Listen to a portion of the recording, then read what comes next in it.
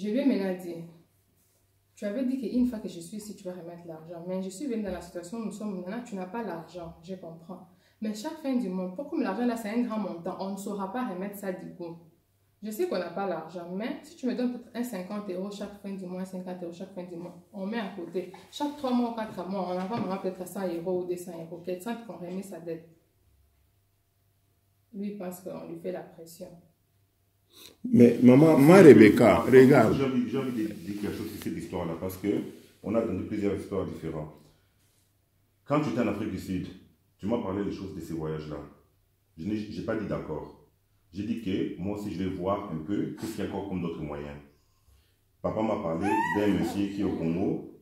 Tu devais rentrer au Congo, partir je crois en Angola pour venir par... J'avais trois scénarios. Par le chemin des trucs. Bon, il y avait plusieurs chemins en fait. On a parlé sur ça.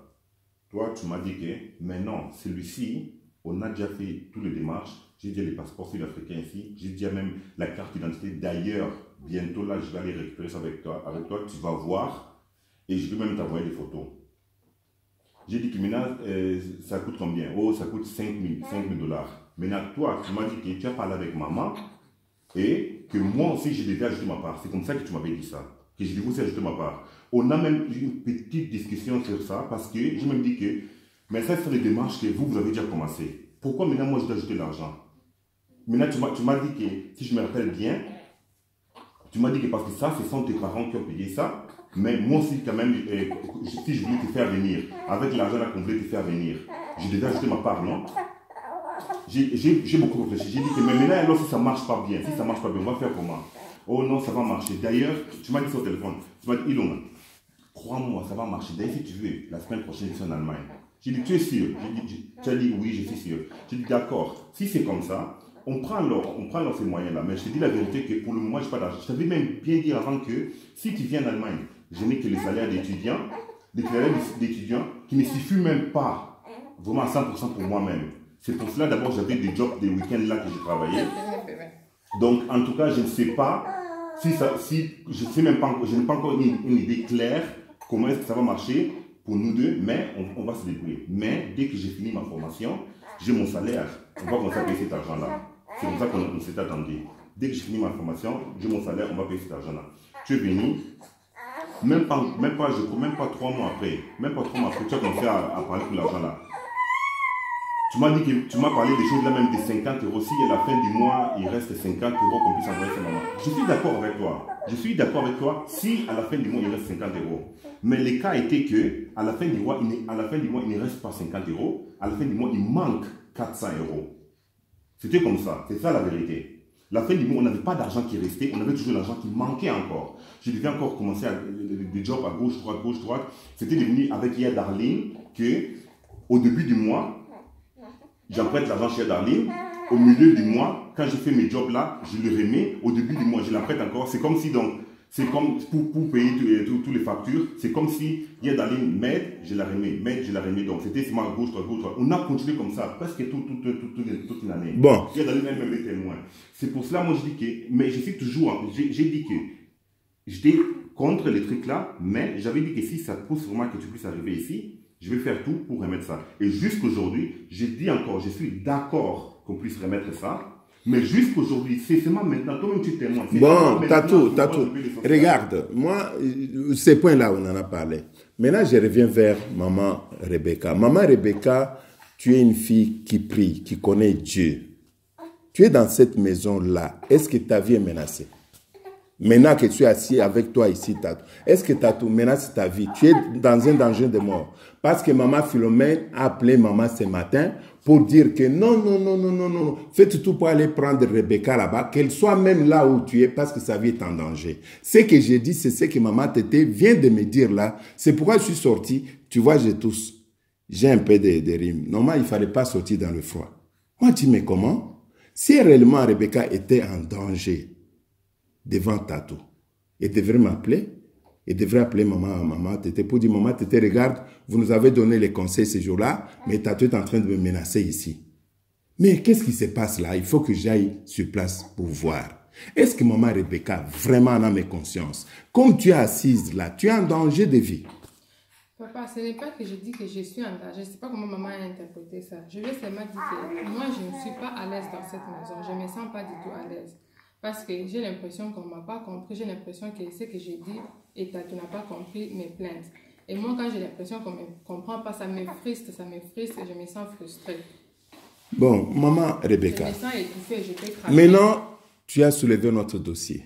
Tu demandes à Tatou d'aller au Congo avec ses enfants ici, qui n'ont même pas encore une année. Et tu n'as même pas parlé avec Tatou sur une probable visite au Congo, les vacances, rien du tout. Vous n'avez pas planifié ça ensemble. Vous n'avez pas préparé ça ensemble. Quand Tatou te dit non, les enfants ne peuvent pas traverser les frontières à leur âge ici, tu dis, si c'est comme ça, je vais aller à Londres chez maman Francine, chez ta sœur Francine. Alors moi, ma question est de savoir,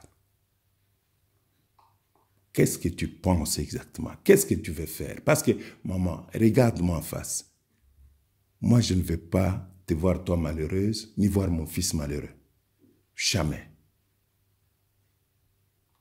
Moi, je ne peux pas souhaiter pour un de mes enfants. Tatou me l'a dit quand je parlais avec lui à la maison. Il a dit, mais papa, moi je t'avais dit, je vais épouser une fille ici en Europe que je peux connaître mieux. Toi, tu m'as dit de prendre une fille de chez toi. Maintenant, regarde. Moi, je ne vois pas quelque chose de grave que j'ai fait, alors que Rebecca est en train de donner une mauvaise image de moi auprès de ses parents au Congo. Alors que moi, je ne suis pas au courant. Parfois, moi, je pense que ce sont des blagues, ça se termine, alors qu'elle, elle est en train de donner une mauvaise image là-bas au Congo. Donc, c'est comme si moi, je deviens responsable du fait que j'ai insisté auprès de Tatou d'épouser une femme de chez moi. Maman Rebecca, tout s'est fait avec planification. Comment tu peux dormir, tu te réveilles, tu dis, je prends les enfants, je pars au Congo voir les parents. Tu n'as même pas fait encore une année ici. Tu n'as pas fait encore 2 ans. Tu n'as même pas encore... Tu as regarde, Tatou a arrêté maintenant ses études. Il a arrêté même le travail à cause de toi et les enfants. C'est-à-dire même son diplôme qu'il devrait prendre pour se qualifier, améliorer sa vie, il a tout arrêté. Il a pris maintenant une année pour t'aider avec ses enfants ici à la maison, parce qu'il a dit avec des enfants, il ne peut pas. Il doit faire maintenant la formation d'intégration. Tout ça pour améliorer aussi les conditions de vie dans votre maison. Mais tu n'as pas encore fait toutes ces étapes-là. Maman Rebecca, franchement. Papa, quand je dis ça, c'est parce que j'ai envie d'aller me défouler, j'ai envie de... C'est ce que je lui ai dit, passer même une semaine dehors, parce que j'ai eu un accouchement très difficile et je lui ai dit ça même quand nous sommes rentrés à la maison. Je n'ai pas du tout aimé la façon dont il m'a traité. Je ne me suis pas sentie qu'il me supporte. Quand nous sommes avec les gens, bien quand nous sommes là, il donne notre affiche. Mais quand nous sommes à des... C'est pas l'état aussi que vous voyez. Il est un autre état tout. C'est ça le problème. Non, ça tu dois expliquer bien devant papa. Qu'est-ce que je fais quand nous sommes seuls? Non, ça s'il te plaît, explique ça devant papa. J'ai envie de savoir ce que je fais. Mais ta façon de me parler, ta façon de me traiter, c'est ça ce que j'ai dit. Parce que quand je t'ai pas dit à la chambre que bébé, je n'ai pas aimé la façon dont tu m'as traité quand je suis sortie à l'hôpital. Je me suis sentie que... Mais maman, à l'hôpital, les médecins disaient à Tatou, il faut encourager ta femme pour qu'elle puisse se récupérer le plus vite possible. Elle doit faire des marches, elle doit faire ceci. Tu m'as demandé de m'excuser devant toi. J'ai dit plusieurs fois que tout ce que je te disais à l'hôpital, ça ne venait pas de moi. Ce sont les médecins qui me disaient. Non, tu ne m'as pas répondu ça. Je t'ai dit ça. Tu as dit que ça c'était un autre. Tu as dit. Non, attends, laisse-moi finir s'il te plaît. J'ai dit que les médecins est venu me dire qu'il faut dire à ta femme d'essayer à se lever. Quand elle a la cicatrice là, ça va devenir plus grave. Pourquoi? Parce que quand elle a couché, la peau s'est pliée comme ça. La cicatrice se ferme. Quand elle va se lever pour faire comme ça, ça va encore déchirer la plaie et elle aura encore plus de problèmes qu'avant. S'il te plaît, chaque jour, aide-la à se lever. Le gynécologue est venu me dire que, est-ce que ta femme avait déjà dit qu'elle souhaite donner les enfants les seins? J'ai dit oui. Alors, il faut la forcer chaque jour de pomper avec la pompe là pour faire sortir du lait. Même si le lait là, comme tu connais les médicaments, on ne peut pas donner ça aux enfants, mais qu'elle doit forcer. C'est comme ça que j'essaie de te forcer chaque jour. Toi, tu as compris ça comme si je t'attaque. Mais l'attaque, là, ne venait pas de moi. C'est le médecin qui me disait de te forcer. Mais bon, mais écoute, Tatou, moi je ne dis pas ça. Maman Rebecca, je ne sais pas chez toi à la maison comment tu es choyée, comment tes parents sont en train de te choyer. Hein? Je ne sais pas dans quelles conditions tu as grandi. Mais moi, je te dis une chose, que dire que Tatou n'a pas montré son affection envers moi quand j'ai mis au monde. Jusque même à dire, je n'ai pas plus envie d'avoir encore des enfants. Ça, tu l'as dit devant moi, devant la mère de Tatou. C'est-à-dire que maman Rebecca, tu es en train peut-être d'aller très loin dans tes pensées sans réaliser que tu es mariée. C'est-à-dire que d'un côté, tu ne prends pas ta place de femme mariée. Tu te considères comme encore quelqu'un qui est libre, qui est auprès des parents, auprès des mamans. Tu ne prends pas la responsabilité... Non, Tatou, laisse-moi d'abord terminer. Tu ne prends pas la responsabilité de croire que tu es marié et comme tu es marié, tu dépends de ton mari. Donc ça, ce n'est pas bien parce que cela ne peut pas faciliter la cohabitation dans la maison. Maintenant, moi, je dis et je répète que je ne voudrais pas te voir un jour malheureuse comme je ne veux pas souhaiter voir mon fils malheureux. Parce que moi, je n'ai pas autorisé à mon fils de se marier pour qu'il soit malheureux demain. J'ai marié mes filles. Elles ont eu des problèmes avec les maris et ne sont jamais venues chez moi pour se plaindre ou quoi que ce soit. Parce que je leur avais dit, quand tu te maries, tu as fait les choix, alors il faut savoir gérer ta situation avec ton mari. Parce que je ne peux pas accepter que ma fille laisse ses enfants un jour chez son mari pour aller encore chercher et que les enfants commencent à être en l'air. Non. C'est pourquoi aucun de mes filles ne peut revenir vers moi pour dire que papa, cet homme-là, il me malmène et tout ça. Non. Parfois, ils ont leurs problèmes dans leur maison avec les maris. Mais ça s'arrête là-bas. Ils les règlent parce qu'ils savent que papa ne peut pas accepter de telles choses. Mais maintenant, je te dis sincèrement, ma fille, tu crées des problèmes là où il n'y en a pas du tout. Aucun problème entre vous et toi, Tatou. Il n'y a pas aucun problème. S'il a amené la bouillie, est-ce que c'est un scandale? Si tu n'as pas demandé ton avis pour prendre la bouillie, il a amené la bouillie. Et que si toi, tu n'es pas d'accord de cette bouillie-là, mais vous ne devez qu'à parler, dire non. Chérie, la bouillie que tu as amenée ici, moi, je ne suis pas d'accord parce qu'il y a tel. Tu donnes tes arguments. Et puis lui, est-ce que ça doit te faire mal au cœur? C'est juste un exemple. Quand je dis que ce n'est pas que je ne suis pas d'accord avec la bouillie, le problème c'est que me considérer, comme il est venu avec ça, même me dit que non, j'ai payé la bouillie pour les enfants. Juste... Mais j'ai dit que ça, je t'ai dit la dernière fois que il faut toujours parler avec Tatou parce que Tatou n'était pas encore marié.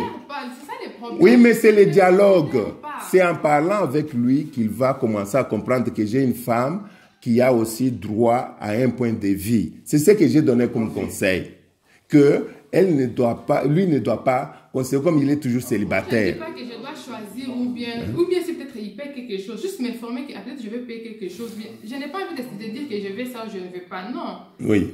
Parce que maintenant je me sens comme si je suis juste... Parce qu'il achète la bouillie sans te demander, il ne considère pas ton point de vue. C'est juste un exemple. Non, mais suivez-moi. J'ai dit tout ça, ce ne sont pas de graves problèmes. Ça sont les problèmes qu'on ne règle pas les dialogues.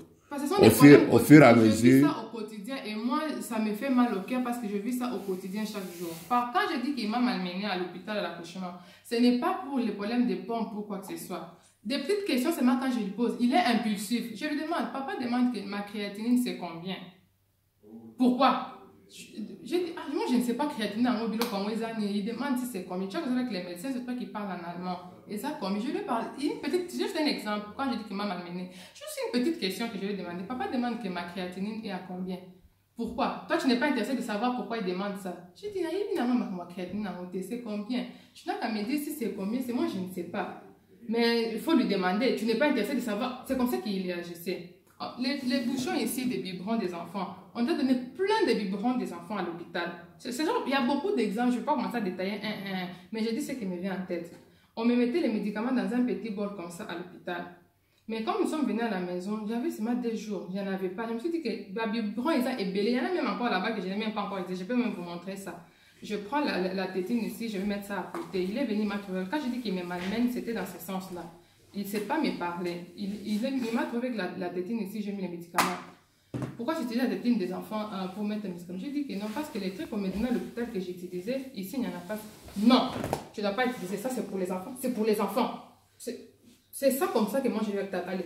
À robot, il part avec ça. Il vient, quand j'avais l'enfant, par exemple, l'enfant est en train de pleurer. J'ai dit, mais pourquoi tu pleures? Tu ne fais que pleurer, j'ai tout fait pour toi. Allez, il me ramène. On ne gronde pas l'enfant. Pourquoi tu grondes l'enfant? Pas ça avec mes enfants. Donc, des choses comme ça, avec ma situation... Mais ça, on en a parlé lundi. Parce que depuis que tu avais trouvé qu'il a l'attitude, je te dis que c'est peut-être utiliser... J'ai dit ceci, vous utilisez les vocabulaires que vous ne maîtrisez pas. Ça, on n'appelle pas la dictature. Ça, on dit l'homme aime toujours s'imposer. Mais j'ai dit ceci, que ce comportement de s'imposer là ne peut quitter l'homme que lorsque vous allez commencer à vous parler, vous deux, petit à petit, vous corrigez pour dire que non, tu as ta parcelle de pouvoir, moi aussi j'ai le mien, on se complète dans la maison et puis ça va continuer, ça va s'arrêter. Mais il n'y a pas la dictature là-dedans. Il n'y a pas de gravité qui puisse te pousser à appeler maman. Parce que je te dis que maman, tu vois, je suis venu là, sous la neige, pour dire que ma fille est en danger là où elle est. Mais ça, c'est grave aussi. Ça, c'est grave pourquoi? Parce que moi, qui suis votre pasteur d'abord, avant d'être papa, je ne vois pas le danger ici. Je ne vois pas te menacer ta vie ici. Ma maman me dit, c'est parce que je peux craquer, parce que moi, je ne sais pas si vous prenez ça à la légère. Mais moi, si toi, tu... Ça peut me faire craquer. Moi, je suis... Bon, mais maintenant, la meilleure solution pour toi, c'est quoi? C'est ça que je lui ai demandé. J'ai envie d'abord me détendre parce que c'est trop pour moi, c'est trop. Parce que ce sont des plaintes que je lui disais chaque jour. Tu veux aller te détendre où?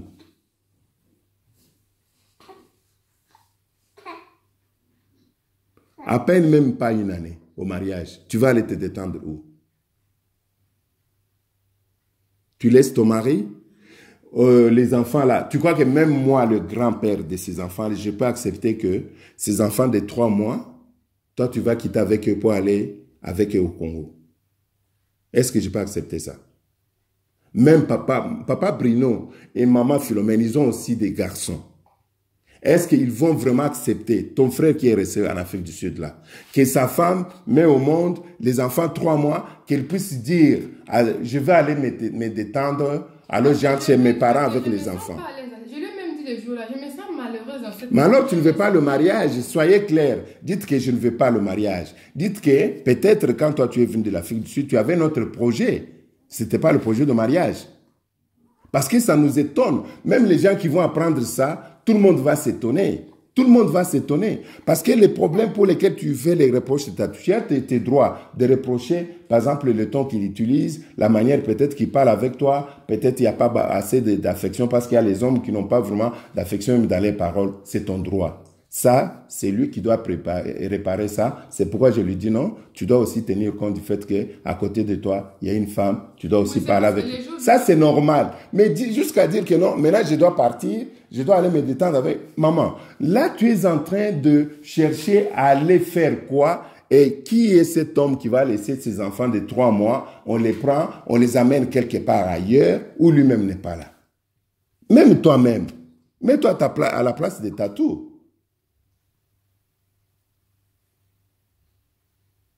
Maman, pourquoi vous, les enfants, parfois, vous nous mettez devant... Tu sais, les situations que tu es en train de créer aujourd'hui dans ton foyer, demain, ça ne va pas plaire même à tes propres parents. Ça ne va pas plaire. Même à maman Philo, là, tu ne sais pas que tu lui fais trop de soucis dans son cœur. Papa, maintenant, c'est ça les problèmes. Vous pensez toujours que c'est moi la faute. Mais non, parce que moi, je te donne des conseils lundi. On te donne les conseils lundi, moi et maman. Tu ne nous prends pas aussi. Tu ne nous considères même pas. Papa, parce que moi, je te dis, maman, si... Non, si tu nous avais considéré... C'est ça le problème. Non, si tu... Ce n'est pas question... Quand tu dis... Vous avez compris pourquoi il agit de telle manière, mais vous ne m'avez pas compris. Moi, quand je me plains peut-être pour l'histoire d'électricité et courant, lui-même, il a grandi ici. Lui-même, il a grandi ici. Mais plus Plusieurs fois, il ouvre des lots là beaucoup. Mais on avait déjà donné des conseils. Tu voulais qu'on fasse quoi? Ces jours-là, tu as parlé. Lui, il a parlé. On vous a donné des conseils, mes enfants. Il fallait d'abord prendre nos conseils là. Observer encore pendant quelques jours. Si ça va se répéter, si ça va s'arrêter ou non. Mais toi, tu n'as même pas observé ces conseils-là. Tu dis qu'on a pris part. On a pris part en quoi? Parce qu'on a donné des conseils à vous deux. Il fallait d'abord prendre ces conseils, dire bon, parce que toi, depuis que toi tu avais tes problèmes là dans ton cœur, tu nous avais jamais informés. Tu ne parlais qu'avec maman Philo. Nous, on n'était pas au courant. Mais maintenant que toi, tu nous as informés, sur demande de maman Philo qui t'a dit, appelle maintenant maman Tété parle.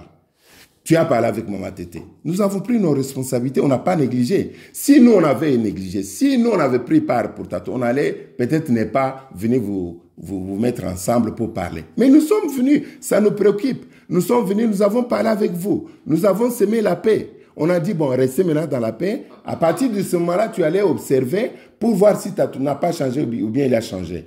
Maintenant, si tu observais pendant un temps, une période d'observation, tu allais venir vers nous pour dire, non, papa, tu sais, malgré les conseils que vous nous aviez donnés avec Tatou, mais rien n'a changé. Voilà encore comment il est en train. Mais toi, tu n'es pas revenu. Le soir-là, tu considères que non, nos conseils, nous avons pris part pour Tatou. Donc, tu refuses ça. Tu appelles encore maman Philo, tu lui dis encore des choses. Maintenant, entre-temps, de lundi à ce jour, Tatou n'a pas commis quelque chose de grave. Maman, tu parles avec maman Philo plusieurs fois. Maman Philo envoie des messages plusieurs fois ici. Des messages qui ne sont pas des messages conciliants, parce que quand tu appelles, nous sommes ici en Europe, quand tu appelles pour dire non, ma fille est en danger là où elle est, maman Tété prend là, nous ne t'avons pas épousé pour te garder, nous comme notre fille. Tu es la femme de Tatou, tu dois être là où il y a Tatou. Comment est-ce que nous on va te prendre à la maison alors qu'il n'y a pas péril en demeure, comme on dit? Il n'y a rien de grave. Maman, tu es en train de tout aggraver toi-même. Parce que même les autres filles qui apprendront que non, tu sais, le problème entre Rebecca et Tatou, c'est à cause de Tatou s'imposer, même au niveau de l'organisation de la maison. Ça ne sont pas des problèmes pour, par exemple, séparer les gens. Ça sont les problèmes dans la sagesse qu'on peut résoudre. Il n'y a aucun problème entre vous. Même maintenant, au moment où je parle avec toi là, il n'y a aucun problème pour lesquels je peux dire tout de suite là, maman Rebecca prend les enfants, alors à la maison, là-bas, tu restes à la maison. Non, il n'y a pas de problème. Tatou se réveille, il ne sait rien. Mais là-bas, maman Philo déjà se fait des idées. Tatou est en train de tuer ma fille là-bas. Tatou, oh, mais ça c'est grave. Tu es en train de donner une image vraiment fausse de Tatou quand même, moi, entre nous. Moi, je ne pas en train de me tuer. Moi, j'ai seulement dit à mes parents que je me sens étouffée, je peux craquer là. Mais comme toi, tu as dit à tes parents que je me sens étouffée. C'est-à-dire, en d'autres termes, tu n'es plus prête à supporter le mariage. C'est ça. Non, quand je me dis que je me sens étouffée, c'est par rapport... Je lui ai même dit ça. Il est là, je lui ai dit que ma grossesse n'a pas été une bonne grossesse du genre. J'avais toujours des maladies et des nausées. Il y a un accouchement très difficile. On rentre à la maison, la pression des enfants, c'est des enfants. C'est pas facile pour moi. On rentre à la maison, tu ne me considères pas, tu me malmènes toujours. Même pour me parler pour un petit truc, les mêmes erreurs là que tu me condamnes toujours, toi aussi tu les fais. Je ne refuse pas que je ne fais pas des erreurs. Bien sûr, je fais les erreurs. Mais la façon dont tu me parles, donc, je me sens mal à l'aise. Je lui dis ça, je me sens mal à l'aise. Mais ça, nous avons dépassé cette étape. Maman Rebecca. Je ne connais ni la langue, je ne connais ni personne. S'il te plaît, laisse-moi J'ai dire envie quelque de me chose sur ça. détendre. Laisse-moi dire quelque chose sur ça. Quand tu dis que je te menace, je ne te considère pas. Quand tu es rentré de l'hôpital avec les enfants à la maison, j'ai pris d'abord 2 jours de congé pour rester avec toi. Après, j'ai ajouté encore 2 semaines de rester avec toi à la maison. J'ai repris le travail. Le matin, à 6 h, je quitte la maison pour aller au travail. À 9 h du matin, 3 heures après, tu m'appelles pour me dire que ça ne va pas, les enfants plaisent trop, que je puisse rentrer le plus vite possible à la maison. Je pars au travail chez le chef. Je dis qu'il n'y a pas moyen à la maison, il y a un problème, je dois rentrer vite. Je rentre à la maison. Prochain jour, tu me demandes encore que je pars encore au travail à 6 h. Oh, il y a encore des problèmes. À midi, je rentre à la maison. Tout ça, ça peut m'amener des problèmes au travail. Jusqu'à ce que je suis parti là-bas, j'ai dit, alors, donnez-moi un congé annuel, comme ça que je rentre, je reste à la maison. D'abord, je réfléchis moi-même aussi que bientôt, tu dois commencer les cours de langue, il y a encore les cours d'intégration pour prolonger ton séjour le novembre prochain. Alors, que je reste alors à la maison garder les enfants. On nous paye maintenant de mon salaire 65% de mon salaire. Ça veut dire que j'ai encore moins que j'avais avant. Tout ça, tu vas dire que je fais ça parce que je ne te considère pas. Quand toute chose que tu as besoin, dis-moi une seule chose que tu m'as demandé que je n'ai pas fait. Même pour ton téléphone. Ton téléphone est allumé le soir, le matin tu te réveilles, toute la nuit là, je suis resté à l'internet en train de chercher pour toi. Avec le peu d'argent que j'avais, je suis sorti pour acheter pour toi avec un téléphone. Le matin tu te réveilles avec un nouveau téléphone à côté de toi. Dis la vérité, oui ou non? Tout ça, j'ai fait ça parce que je ne te considère pas. Regarde, il y a des fois que je fais mes erreurs, j'accepte. Peut-être j'étais mal parlé, j'accepte. Mais moi, je suis choqué parce que c'est moi qui ai appelé maman aujourd'hui le matin.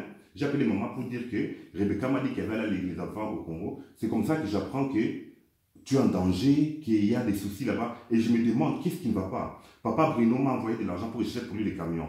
Maintenant, il m'a demandé de retourner ces camions-là. Moi, cet argent-là, je l'ai retourné. Mais tout ça, moi, je pense que c'est par rapport à ce que tu as dit là-bas. Oui, et moi, je crois que tu as gravi tout. Donc, les parents au Congo, ils ont une image de moi. Je ne sais même pas un jour comment est-ce que je peux me mettre devant eux pour les parler. Et tout ça pendant que je n'ai rien fait du tout. Tout ce que tu dis là, c'est du mensonge. C'est toi, les matins, toi, non, hier soir, quand je suis réveillé d'abord, quand tu as parlé pour l'enfant qui pleurait, chaque jour, quand l'enfant pleure là-bas, un pleure, un dort, tu m'appelles même ici au salon, tu dis, viens prendre un peu l'enfant qui pleure. Hier, là, je suis resté avec la télévision, la porte était fermée, je n'ai pas écouté ça. Un temps, j'écoute un bruit comme ça, j'ouvre la porte, j'écoute que c'est l'enfant qui pleure. Je pars là-bas, et effectivement, je trouve l'enfant dans les berceaux comme ça, lui-même en train de pleurer. Toi, tu as tourné le dos comme ça avec l'autre bébé, vous êtes en train de dormir. Et je ne dois pas me fâcher. Je dis, pourquoi tu ne m'as pas appelé? Pourquoi tu ne m'as pas appelé? J'étais au salon, je viens prendre les enfants. Pour changer les pampers, je l'ai fait. Faire les biberons, je l'ai fait. Laver les enfants, je l'ai fait. Quelle chose que tu fais aux enfants que moi, je ne fais pas? Tout, je fais pour les enfants. Donc, si tu m'appelles, je viens et je prends l'enfant. C'est pour cela, moi, je dis que ce que tu fais, tu es en train de s'aimer des désordres toi-même expressement, et moi, je ne comprends pas. C'est pourquoi. Je ne comprends pas, c'est pourquoi. Tu ne sais pas aujourd'hui combien de fois. Écoute, maman Rebecca, moi, je te dis ceci. Mais je te dis ceci, ma fille, je te dis ceci. Franchement, je suis surpris. Je te le dis sincèrement. Moi, je suis surpris de ton comportement. Je suis vraiment surpris. Et je suis aussi surpris du comportement de maman Philomène. Je suis surpris. Ça nous étonne. Tu sais, tu as fait sortir l'image de Tatou comme un terroriste. Parce que quand maman appelle vite pour dire, allez enlever ma fille là-bas, elle est en danger. Ça, c'est grave, ça. Ça, c'est très grave. Qui peut accepter? Toi, tu as des parents, ils ont l'affection envers toi. Moi aussi, j'ai l'affection envers mon fils. Mais je ne peux pas aussi accepter que tu gâches l'image de Tatou. Je veux que tu dises la vérité. Je veux que tu te comportes dans la vérité. Je veux que Tatou aussi se comporte dans la vérité. Ni toi, ni Tatou. Je ne vois pas une situation dangereuse ici. Je ne vois pas une situation où les gens vont s'entretuer. La petite incompréhension, j'ai donné des conseils comme tout parent peut donner. Mais la manière dont tu aggraves, maintenant tu demandes à partir avec les enfants. Tu crois que moi je peux être heureux? Je peux être content? Moi qui est le grand-père de ces enfants-là qui n'ont même pas encore 4 mois. Je peux être content vraiment. Et même si toute ma famille apprenne ça, ils vont être d'accord avec toi que Rebecca a raison et elle a raison de... Non, maman. Non, on n'agit pas comme ça. On ne vient pas dans le mariage pour le plaisir de venir. On ne vient pas dans le mariage pour... Moi, je ne sais pas exactement. Je ne sais pas. Je t'avais posé la question. Quand Tatou est venu m'a fait le rapport, j'ai dit, est-ce que toi, maman Rebecca, tu es prête pour le mariage?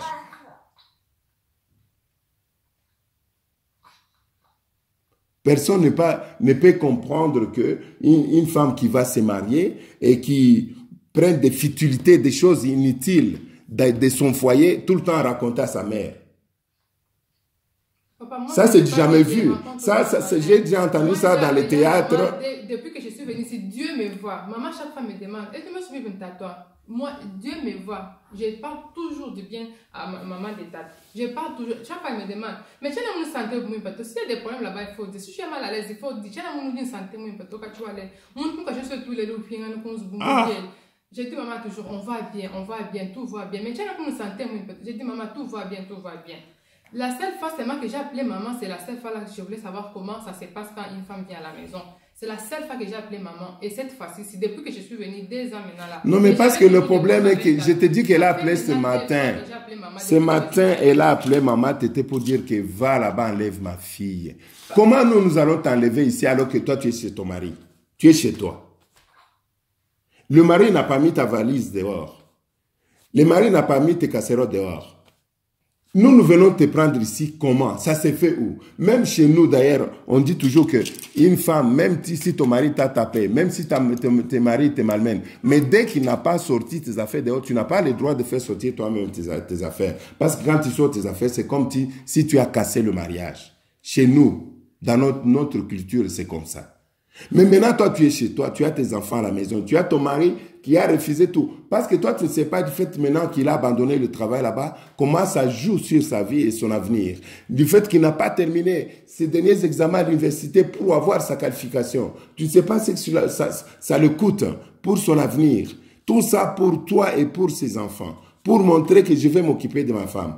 Maintenant, toi aussi, de ton côté, tu dois aussi donner des concessions. Il a fait des concessions pour ça. Moi aussi, je fais des concessions pour que nous puissions regarder comment nous allons améliorer notre foyer, notre façon de vivre. C'est comme ça qu'on fait dans la vie.